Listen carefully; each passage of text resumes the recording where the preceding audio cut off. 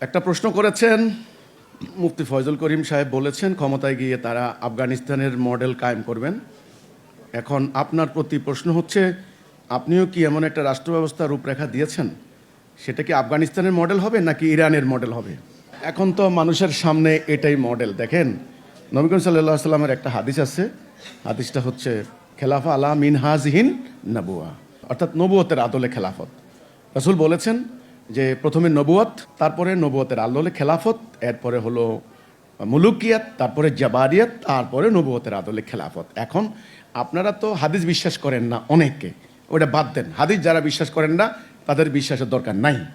হ্যাঁ, কিন্তু আল্লাহ তাআলা কোরআনে বলেছেন যে লাইয়াস্তাখলিফান্নাহুম ফিল আরদ, যারা ঈমান আনবে আমলে সলে করবে তাদেরকে পৃথিবীতে খেলাফত দেওয়া হবে। আল্লাহর খেলাফত। কার খেলাফত? ওই আল্লাহর খেলাফতে মানুষ মুক্তি পাবে, শান্তি পাবে, মানুষ বুঝবে না এটা ইসলাম।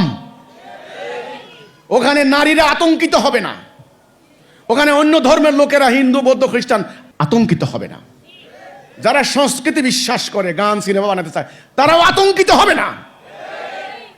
আতঙ্কিত হবে চোর ডাকাত, আতঙ্কিত হবে খুনি মার্ডারার, আতঙ্কিত হবে সুদখোর মহাজন, আতঙ্কিত হবে তারা। এটা প্রকৃত ইসলাম, যেখানে কোনো বাড়াবাড়ি থাকবে না পোশাক নিয়ে, যেখানে কোনো বাড়াবাড়ি থাকবে না কোনো মাসলা মাসাইল নিয়ে, সহজ সরল সিরাতুল মুস্তাকিম। এটা আফগানিস্তানেও নাই, সৌদি আরবেও নাই, ইরানেও নাই।